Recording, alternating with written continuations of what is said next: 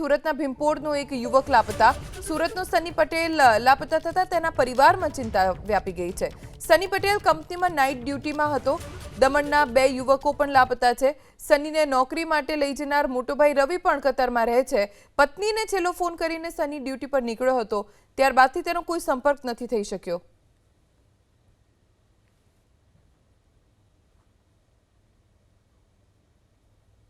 સપ્લાયમાં કામ કરતા હતા તે ત્યાં બી નાઇટની ડ્યુટી હતી એમની ને તે ડ્યુટી દરમિયાન જ બ્લાસ્ટ થયેલો હતો ને સવારે ખબર પડી બધાને કે ત્યારે અમે બધાને એકબીજાને વાત કરી કે ભાઈ આ શું છે.